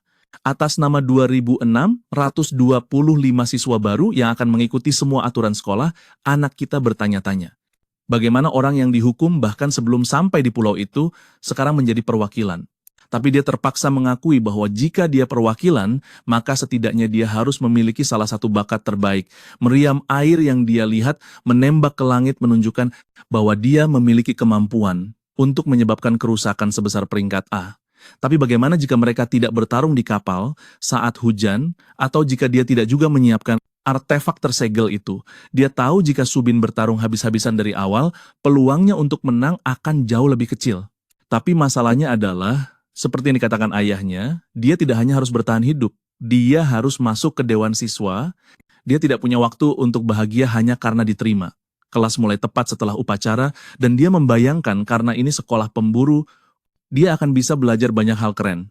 Saat itulah Jeon, pengawas, muncul dan mengatakan bahwa Sohyun harus kembali ke asrama. Sekarang dia menjelaskan bahwa kelasnya akan berbeda karena dia bahkan belum menyelesaikan sekolah dasar, dan Jeon mengatakan selama hari-hari pertama kelas, sementara yang lain mengikuti kelas pagi, dia akan belajar untuk lulus ujian kesetaraan. Dia bertanya itu apa? Dan wanita itu mengatakan itu hanya konsep dasar, dia harus belajar bahasa Korea, matematika, bahasa Inggris, ilmu sosial, sains, dan semua hal itu. Jelas gadis malang itu sudah membencinya karena dia pikir dia di sana untuk menggunakan kekuatan. Tapi dia sudah di mobil. Dan setelah itu, waktu berlalu, itu adalah kelas pertama anak kita. Hal pertama yang Safadi pelajari adalah etika pemburu. Anehnya semua orang memiliki benda merah kecil di telinga, dan Sobin bertanya, di mana gurunya? Jika kelas mulai dalam 1 menit, jelas dia pasti orang yang tepat waktu. Tepat saat tengah hari, pintu terbuka. Seseorang dengan rambut masuk. Semua melihat dan melihat bahwa orang itu berdiri di atas semacam skateboard melayang. Semua melihat dan bro, maksudku skateboard melayang. Tapi memang benar-benar begitu. Aku tidak menyangka bajingan itu akan masuk seperti itu. Orang itu melihat semua orang dan berkatamu, sangat senang bertemu, tapi dalam bahasa Jepang memperkenalkan dirinya sebagai Hagiwara Jin. Dan menyambut semua orang ke kelasnya. Pertama-tama dia ingin menegaskan bahwa dia membenci sekolah ini, bukan hanya ini, tapi sebagian besar institusi. Memasukkan 40 orang dalam satu ruangan adalah puncak ketidakefisienan, karena tidak ada yang berada di tingkat yang sama, terutama mengingat siswa di sana memiliki kemampuan khusus, dan satu sama lain sangat berbeda. Mereka juga pasti keras kepala dan punya prinsip sendiri. Dia misalnya tipe yang suka sangat efisien dan mengikuti pola pikir itu. Dia mengajukan pertanyaan pertama, sebagian besar monster kecil, dan sedang bisa dibasmi dengan peralatan militer modern. Meskipun begitu, hanya pemburu yang dikirim ke monster yang lebih besar. Kenapa menurut kalian begitu? Semua saling menatap bingung, tidak tahu harus menjawab apa, dan dia berkata itu hanya karena ekonomi. Dia bilang senjata dan tank sangat mahal dan ada kemungkinan keuntungan yang didapat dari batu ajaib bahkan tidak menutupi biaya. Di sisi lain, pemburu hanya makan dan ke kamar mandi. Meskipun menggunakan banyak tenaga fisik, mereka tetap sangat menguntungkan, dan begitulah profesi pemburu lahir. Pada akhirnya semuanya soal uang, itulah alasan mereka disebut pemburu dan bukan pahlawan atau superhero. Tapi jelas bagi pemburu sendiri, uang bukan satu-satunya biaya. Di tengah pertempuran mereka harus belajar menggunakan energi fisik dan mental seminimal mungkin. Mereka harus dioptimalkan dan memilih strategi terbaik untuk bertarung. Kalau tidak, mereka bisa kehabisan tenaga di tengah labirin. Seung Jun ingat, Ji Hyung bilang dia menghabiskan terlalu banyak energi untuk segala hal yang dia lakukan, dan guru berkata tidak ada yang lebih umum dan lebih bodoh daripada mati karena kelelahan di medan perang. Dengan kata lain, efisiensi adalah kualitas nomor 1 yang dibutuhkan pemburu. Dia memanggil seorang anak di depan yang sudah ketakutan. Dia bertanya apa kemampuannya, dan dia menjawab, dia seorang penyihir pembangun. Itu sama dengan anak kita. Bro, aku belum pernah dengar itu sebelumnya. Guru ingin tahu jangkauan kemampuannya dan dia bilang 100 meter paling jauh. Lalu guru bertanya apakah dia bisa menguraikan mineral dan hal semacam itu menjadi struktur fisik. Anak itu ragu sebentar sebelum menjawab, dan guru langsung membombardirnya dengan berbagai pertanyaan. Ingin tahu berapa kilogram yang bisa dia tangani sekaligus, seberapa cepat dia bisa mengendalikan benda, dan dengan bahan apa dia bekerja paling baik. Lalu dia bilang kalau dia tidak tahu apa-apa tentang itu, dia adalah kegagalan, bahkan tidak mengenal dirinya sendiri. Apalagi bisa membayangkan memahami musuh dengan jumlah informasi yang dia miliki, mustahil dia bisa membuat strategi dalam pertarungan. Seung Jun hanya mengamati sambil berpikir bahwa anak malang itu bahkan belum melakukan apa-apa tapi sudah dihancurkan. Lalu Hagi, pria itu melihat dan memanggil anak berambut keriting, anak kita, tanya dengan serius. Dan pria itu bilang iya, menyuruhnya maju dan sebutkan kategorinya, anak kita diam saja. Dan pria itu ingin tahu kenapa, dengan nada bingung, bro, kenapa kamu tidak tahu apa-apa tentang kategori? Lalu guru itu terkejut, bro, bagaimana mungkin seorang anak tidak tahu apa itu matematika di dunia pemburu? Bahkan Subin pun terkejut karena dia benar-benar tidak tahu apa-apa. Lalu anak di sampingnya mulai meledak, bertanya apakah dia gila atau kenapa bilang tidak tahu kategori dirinya sendiri. Hari itu di kapal dia bertingkah sombong, Song Jun bilang itu pertama kalinya dia dengar tentang penyihir pembangun. Subin memandang dengan mata terbuka lebar, bertanya apakah dia benar-benar tidak tahu apa-apa? Lalu dia pergi begitu saja bilang lupakan saja dan fokuslah belajar. Kelima, tampaknya dia ingin mengajarkan anak itu tapi menyerah dengan cepat. Dia berdiri di tengah semua orang sambil berpikir ada yang aneh di tempat ini. Sementara itu, saudara perempuannya kembali ke kamar dengan santai, ya. Dia juga akan mengalami ini nanti. Gadis itu, karena sama seperti dia tidak tahu apa-apa, tapi lihat keunggulan yang dimiliki pria licik itu. Benar, bro. Dia sudah bicara dengan Yun. Pria itu bilang dia sibuk, tapi anak kita iya. Dia minta sedikit bantuan. Duduk, dia menjelaskan bahwa semua orang berbicara seolah-olah kamu tahu tentang kelas, dan itu sangat penting. Dia merasa aneh karena sudah membaca banyak buku, arsip di internet, dan lain-lain, tapi tidak tahu apa-apa tentang ini. Ji Hyung bersandar dan bilang internet dan buku tidak akan membantunya dalam hal ini. Lalu dia mencondongkan badan dan bertanya apakah dia bisa tanya, apakah dia sudah punya lisensi pengguna kemampuan, agak canggung. Sung Jun bilang belum. Pria itu terkejut, bertanya bagaimana bisa. Bahkan jika tidak ingin jadi pemburu, pengguna kemampuan harus punya. Anak perempuan itu menjelaskan bahwa dia tidak pernah bisa mendapatkannya karena anak-anak dan remaja perlu izin orang tua. Ji Hyung langsung mengerti, bro. Itu salah Shin Bik yang jahat yang melakukan segala cara agar dia tidak jadi pemburu. Lalu dia menjelaskan setidaknya saudara perempuannya yang kembali harus punya lisensi. Tapi wow, dia bingung. Bertanya lisensi untuk apa? Tampaknya Jion menerima telepon dari Jisung dan baru tahu juga saat itu dia menutup teleponnya dan anak kita bilang tidak apa-apa, saat dewasa nanti dia akan dapatkan. Tapi pria itu bilang dia sudah habis kalau begitu dan ingin tahu bagaimana dia berlatih kalau tidak tahu apa-apa.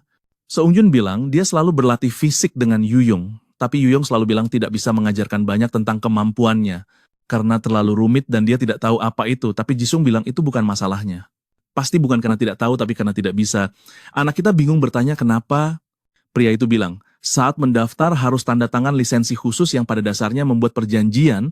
Perjanjian itu memastikan setiap pemburu berlisensi melaporkan kemampuan mereka kepada yang lain. Koneksi itu menghubungkan energi semua pemburu, jadi tidak mungkin diputus. Itulah sebabnya informasi yang beredar di media atau internet hanya puncak gunung es. Selain itu, sebagian besar informasi sebenarnya palsu untuk membingungkan semua orang. Song Yun bingung. Bertanya, kenapa ada banyak pembatasan dalam kontrol ini? Dan tentu Ji Yun bilang karena kemampuan sangat berbahaya secara alami. Bahkan pengguna kemampuan paling kecil bisa membunuh banyak orang tergantung bagaimana dia menggunakannya. Masalahnya kemampuan itu tidak terlihat, tidak bisa begitu saja. Mengambil dari tangan seseorang seperti pistol itu membuat kematian yang disebabkan olehnya menjadi lebih sulit untuk dilacak atau dipahami jika semua orang dengan mudah mempelajari kekuatan ini. Keamanan publik akan mundur sekitar 100 tahun ketika kematian ada di mana-mana. Anak laki-laki kita hanya menggaruk kepalanya. Tidak pernah mendengar apapun tentang semua ini dan Jisun, saudaranya, sama seperti aku, menyadari bahwa anak ini luar biasa dan telah melewati neraka karena ayah sialan itu yang tidak mengajarinya apa-apa dan memastikan dia tidak punya kesempatan. Meskipun begitu, anak itu mengesankan, memiliki insting yang terlatih dengan baik dan aneh bahwa dia bisa sejauh ini dalam kondisi yang sangat tidak menguntungkan. Sekarang dia senang karena yakin anak itu memang berbakat. Lalu dia bilang kepada anak itu bahwa setidaknya ada kabar baik bahkan tanpa lisensi, para siswa akademi ini akan mendapatkan kualifikasi yang diperlukan. Dia memberikan sebuah kubus biru dan mengatakan itu disebut kubus biru. Nama itu cocok dan itu memberi akses ke jaringan informasi eksklusif untuk para pemburu. Itu untuknya, sekarang dia akan mengirim pesan nanti dan dia harus mempelajari situs yang diatur sebanyak mungkin. Song Jun bangkit dan pria itu hanya mengatakan jangan biarkan siapapun tahu bahwa kamu tidak tahu apa-apa karena ini adalah sekolah paling bergengsi di dunia pemburu, ada elitisme tertentu terkait kemampuan dan dia tidak ingin itu merusak peluangnya untuk masuk ke dewan siswa sejak awal. Tapi saudaranya Sudah tahu dia membuat kesalahan, tapi bilang akan lebih berhati-hati. Sementara itu aku juga menerima kubus, tapi itu merah. Gadis itu bilang tekan, alat itu terbuka. Dan dengan itu dia dikonfirmasi sebagai siswa, muncul jendela kecil dan wanita itu bilang itu seperti ChatGPT. Tinggal tanya apa saja tentang pemburu dan dia akan menjawab, dia terkejut alat itu, akan memberitahunya segalanya dan kubus itu bilang iya. Tinggal tanya dan dia akan bicara. Dia bersiap lalu bertanya, apakah tahu tentang insiden yang terjadi di Mapo 7 tahun lalu? Kamu ingin tahu persis apa yang terjadi hari itu? Sistem menjawab, kata-katanya ambigu, dan tidak mengerti insiden apa yang dimaksud. Dia hampir mengatakan itu yang menewaskan banyak orang dan ayahnya hadir. Tapi wanita itu sudah memotong dan bilang, pertanyaan seperti itu bukan ide bagus. Bagaimana kalau tanya sesuatu yang persis seperti pertanyaan yang teman-temannya ajukan? Tak lama kemudian guru bilang lihat chat sekolah, tampaknya ada beberapa pesan anonim mengajak makan. Yang lain memposting foto kucing. Sojun bilang itu terlihat cukup normal dan wanita itu bilang iya. Siswa sebenarnya normal, tidak gila seperti beberapa orang. Sampai muncul pesan bertanya siapa yang hadir di kelas teori pemburu hari ini. Ada anak laki-laki yang tampaknya tidak tahu apa-apa, seseorang bertanya namanya dan ada yang jawab itu Ji Seung Jun. Sepertinya anak itu bahkan tidak tahu kategorinya sendiri. Lalu bagaimana dia bisa diterima di tempat ini? Sudah ada banyak orang yang membicarakan buruk anak itu dan bahkan beberapa bilang sekolahnya korup, tapi di pojok kanan seseorang bilang dia imut. Di mana kamu gadis nakal, tunjukkan dirimu. Sementara itu anak kita berjalan di sekolah sambil belajar sedikit. Saudaranya bilang setidaknya anak itu berusaha. Sebuah pesan bertanya apakah mereka harus menyelidiki dan sekarang seseorang berdiri di depannya yang membalas di chat bahwa ada cara untuk mengetahuinya. Sekarang dia bilang, halo, kami 2 reporter. Bertanya apakah dia Gi Senjung dari Departemen Pemburu. Saat dia mengonfirmasi pria itu sudah bersemangat dan bilang ke Emily keluarkan kamera. Sial, mereka benar-benar tidak akan memudahkan hidup anak malang yang sudah kalah ini. Tidak tahu apa-apa. Punya kekuatan yang terikat, lelah, dan di atas itu semua dia sedang dihancurkan. Pria itu memperkenalkan diri sebagai seseorang dari klub jurnalistik sekolah. Mereka mengejar semua berita menarik, tiba-tiba dia memasangkan cincin ke jari anak kita, sangat mencurigakan. Bukan, saudaraku, benda itu menyala dan anak kita bertanya, benar, apa ini? Reporter tertawa dan bilang seperti yang semua orang katakan, dia benar-benar tidak tahu apa-apa. Benda itu adalah pengukur peringkat dan sudah mengonfirmasi bahwa dia peringkat F dari 0. Pria itu mengangkat tangan dan bilang peringkat F diterima sebagai pemburu. Jika dia mempublikasikan itu di koran, itu akan menjadi judul besar. Tentu saja, sementara pria itu melaporkan berita, Seong Jun sama sekali tidak senang dan bertanya siapa yang mengizinkan melakukan hal seperti itu. Tapi pria itu hanya meletakkan mikrofon di depannya dan ingin tahu trik apa yang dia gunakan untuk diterima. Rumor di komunitas mengatakan bahwa dia membayar sejumlah besar uang ke sekolah. Yang lain mengatakan bahwa dia adalah anak dari pemburu yang sangat terkenal. Namun anak kita kehilangan kesabaran atau mendekati reporter dan mengatakan agar dia menurunkan kamera, dia ketakutan dan tapi temannya bilang tidak bisa disebut jurnalis bertindak seperti itu. Seung Jun hanya bilang kalau hal ini akan jadi fisik. Jika dia tidak mengembalikan cincin itu, pria aneh itu tersenyum seperti orang gila dan bilang kalau dia ingin wawancara ini selesai, dia harus menjatuhkannya, yang mustahil untuk siswa peringkat F, tapi dia ada di sana, di lantai bro, memohon agar dilepaskan sambil bilang akan mengembalikan cincin itu. Tidak perlu khawatir, tapi Seung Jun sudah bertanya-tanya bagaimana dia akan masuk ke dewan siswa dengan orang-orang seperti itu di sekitarnya. Adegan berikutnya, seseorang bilang perubahan datang cepat. Hagihara bilang ujian pertarungan melawan makhluk akan dilakukan dalam tim 3 orang atau lebih. Pria dengan kaos tanpa lengan bilang ke Seung Jun bahwa timnya sudah setengah penuh, yang lain jawab sayangnya juga tidak ada tempat untuknya. Dan seorang gadis bilang mereka hanya menerima orang peringkat C ke atas. Apa peringkatnya? Bro, anak malang itu sudah sadar semua akan menolaknya. Jadi dia mendekati guru dan bilang tidak banyak yang bisa dilakukan, tidak ada yang menerima dia di tim. Anak malang itu dan Hagihara hanya jawab kalau itu berarti dia harus melakukan ujian sendiri. Dia terkejut dan takut. Tapi dia sudah berhadapan langsung dengan monster ujian. Sebelum sempat bilang itu tidak adil, dia sudah kena pukulan di wajah dan jatuh ke tanah. Dia tahu akan diperlakukan seperti itu, tapi tidak menyangka keadaan berubah secepat itu. Dan dengan itu dia mendapat skor 0 di kelas lain. Seorang guru memanggil siswa Ji Seung Jun dan menyuruhnya membuat strategi dungeon berdasarkan apa yang tertulis di papan tulis. Anak malang itu bro, masih belajar tentang kemampuan, bagaimana dia harus membuat rencana dungeon.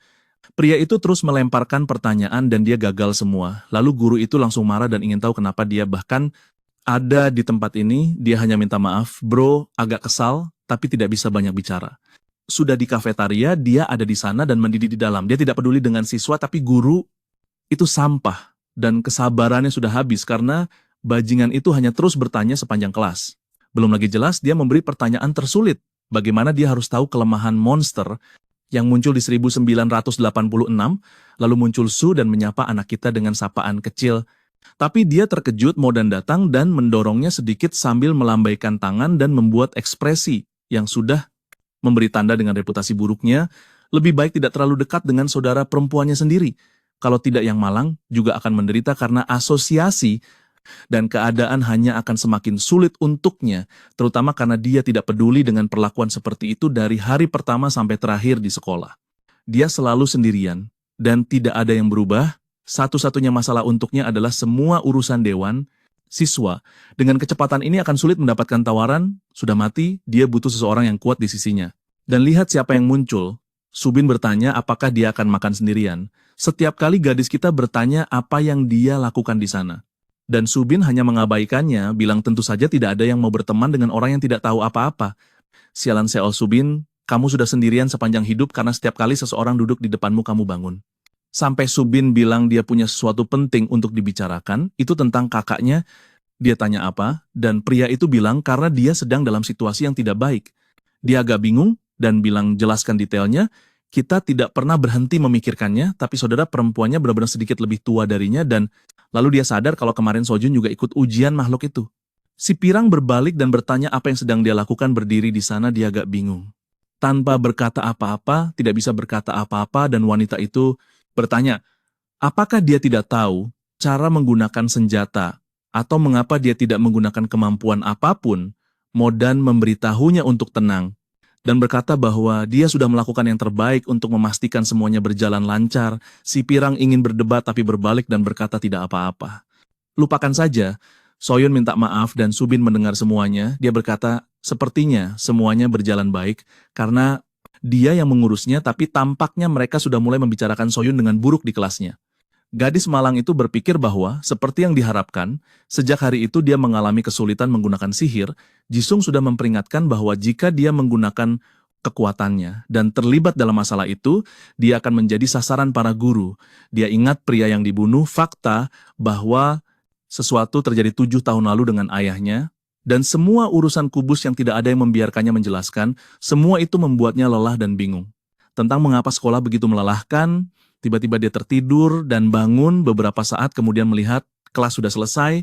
Dia bertanya-tanya siapa orang bodoh yang tidur di kelas penting, tapi kemudian dia menyadari ada seseorang. Di sebelahnya, saudara, dia melihat Binachi memberinya catatan yang perlu dia salin. Dia berpikir untuk menghentikannya, tapi ingat bahwa dia bertengkar dengan saudaranya, dia memberi tatapan tajam, dia terkejut dan berlari keluar. Dia di tangga sendirian sambil berkata pada dirinya sendiri bahwa dia bodoh ketika seseorang muncul di belakangnya dan bertanya mengapa dia menangis. Saudara, siapa pria ini? Oh jelas, dia yang dari permainan papan, mungkin dia orang baik, semoga begitu. Dia berkata agar jangan sedih. Karena hal sepele dan berkata bisa menunjukkan catatan, dia berterima kasih dan dia sedikit canggung. Pria itu berkata agar dia mengikutinya saja, tapi ketika sampai di ruangan lain, Junior memanggil Eunbi dan menyuruhnya menunjukkan catatan kepada gadis itu. Sejung sadar bahwa bajingan itu pura-pura baik, tapi juga tidak mengambil catatan. Gadis itu agak malu berkata bahwa terakhir kali dia memperingatkan itu akan menjadi yang terakhir. Tapi dia melakukannya lagi. Dia berkata sebenarnya dia adalah mahasiswa tahun pertama yang tidak bisa mengambil catatan dan meminta bantuan. Eunbi agak canggung.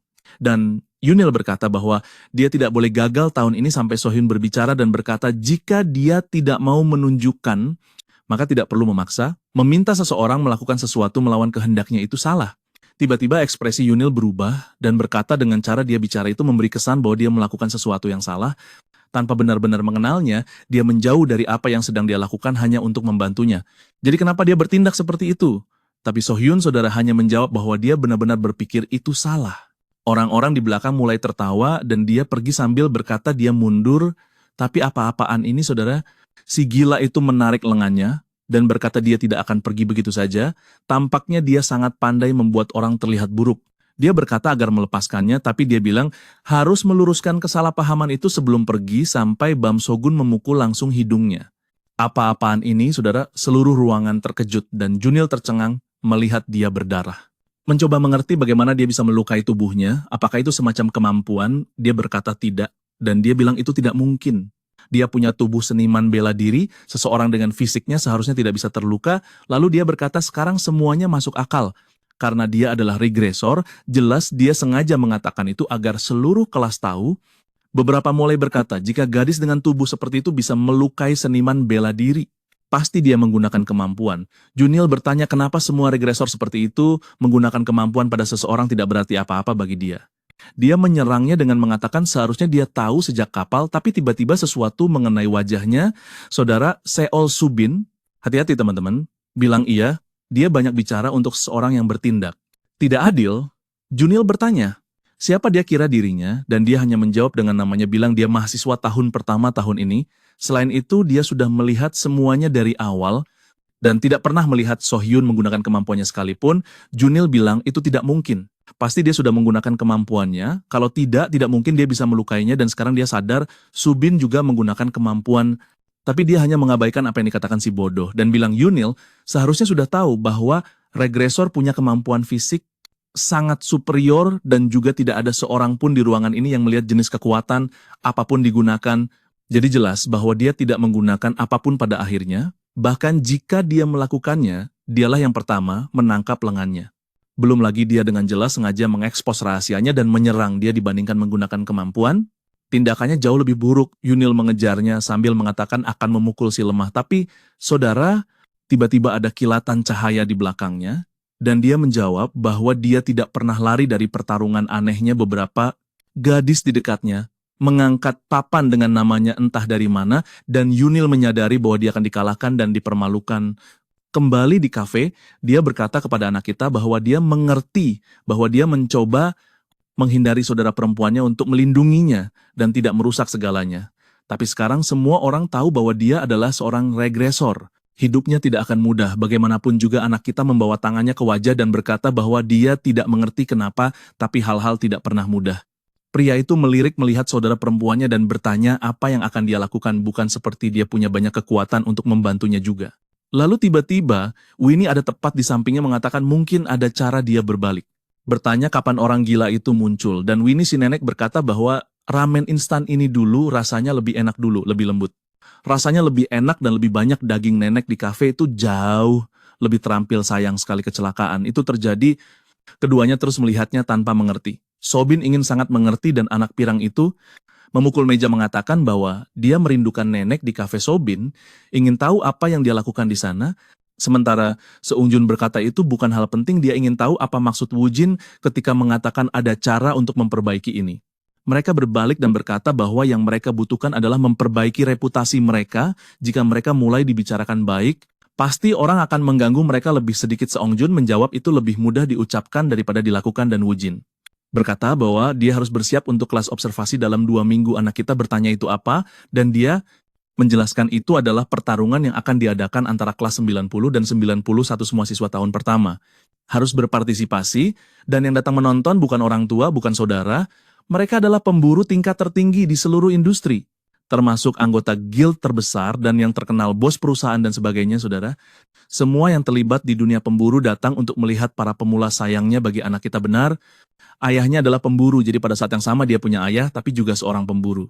Tapi dia melihatnya sebagai kesempatan besar untuk memperbaiki reputasinya Sobin, namun berkata jika dihitung, orangnya sangat banyak, bagaimana itu bisa terjadi? Pria itu berkata tahun lalu, mereka dibagi berdasarkan nomor siswa, jika tidak ada yang berubah akan sama, yang harus dia lakukan adalah mencari siswa. Peringkat D untuk berlatih, dan menunjukkan apa yang bisa dia lakukan jika anak kita mau dia bisa memberinya nama anak yang benar-benar lemah.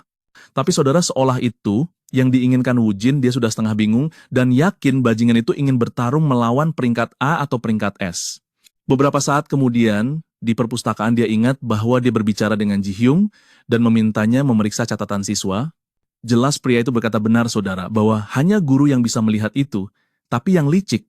Tampaknya dia memberikan kartu untuk menyampaikan pesan selamat datang kepada Chai Ji Hyung. Pergi memeriksa siswa dan mencari tahu siapa yang regresor di kelas ini, tahun ini. Dia tidak mengatakannya, tapi sepertinya dia menemukan siapa mereka dan sekarang rencananya adalah menantang mereka saat kelas observasi dimulai, dan kemudian saat semua orang menonton, dia hanya perlu menggunakan rantai untuk melumpuhkan orang itu. Saudara, itu rencana yang sangat jelas dan mudah pasti akan gagal. Pergantian adegan di asrama lain di mana Yunil memukul meja, mengatakan bahwa sialan Sohyun membuatnya terlihat bodoh. Miyu ingin tahu apa yang akan dia lakukan. Dan dia berkata kesempatan sempurna adalah di kelas observasi, dia akan menunjukkan kepada gadis. Itu siapa yang berkuasa. Miju tertawa dan berkata dia tidak yakin pria yang berakhir dengan hidung berdarah karena tamparan akan menang. Tapi dia setuju dengannya bahwa sangat mudah membenci Sohyun itu dan bertanya apakah dia ingin dia yang mengurus urusan itu untuknya. Junil bertanya apakah dia pikir dia akan menang dan dia bilang iya.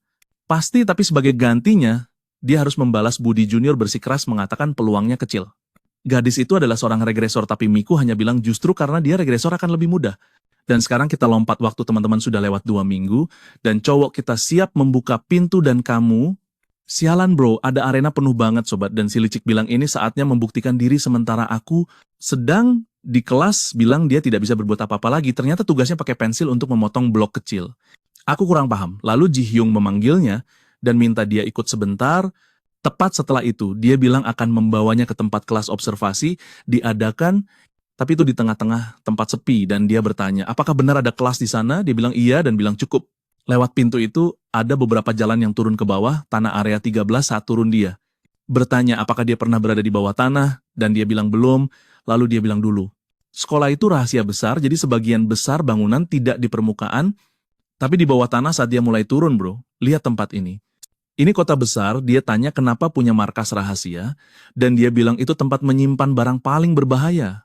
Dan barang penting luar biasa, serta alat sihir yang bisa membawa kekacauan dan kehancuran, bahkan ada makhluk menakutkan yang ditangkap untuk penelitian.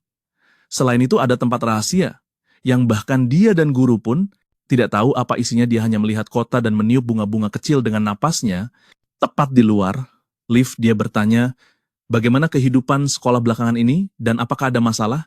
Dia bilang masih sulit buat cari teman, tapi setidaknya punya Mo. Dan belum lagi Pureom dan Wujin, juga baik padanya. Sobin tidak yakin, tapi pikir dia orang baik selain mereka, sisanya di sekolah menghindarinya.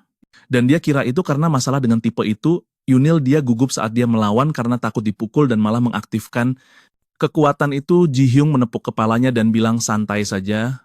Apapun bahaya yang bisa terjadi, dia bisa mengandalkan dia dan saudaranya untuk menghentikan kekuatan itu. Kejadian terakhir pasti tidak akan terulang. Pintu terbuka dan kita sudah di dalam arena bro. Hagiwara mendekat menyapa bilang dia datang tepat 1 menit 42 detik terlambat, tapi Ji Hyung mengabaikannya dan bilang sekarang akan jelaskan tentang kelas ini seperti yang diumumkan sebelumnya. Ini adalah kelas observasi. Siswa tingkat atas dan kelas 1 akan membentuk tim dan bertarung selama 10 menit.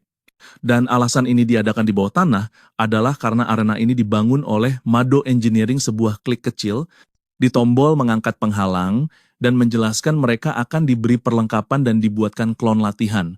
1, setiap kerusakan yang diterima akan dialihkan ke klon latihan. 2, dia meninju perut Hagiwara. 3, tapi klon yang kena pukulan di perut 4 itu berarti dalam pertarungan ini mereka bisa melakukan apa saja dan menggunakan semua kekuatan yang mereka punya tanpa khawatir. 5, saat itu Hitsuru mengerti maksudnya, bahwa dia juga tidak perlu terlalu khawatir. Guru bilang santai saja. Seharusnya ini dianggap sebagai siswa senior mengajari yang lebih muda. Jelas Subi dan protagonis kita bro tahu itu tidak masuk akal. Lihat ke samping dan semua pemburu di sana mengawasi mereka seperti mau melahap hidup-hidup orang-orang itu semua dari korporasi bro. Dan sepertinya ada gadis Shinseon dari Bintang Merah dan seseorang dari Uhot. Itu guild sangat penting bersama dengan orang-orang korporasi lain. Dan lainnya ada banyak seperti 4 nama besar. Kalau aku sebut semua sekarang kamu bakal lupa.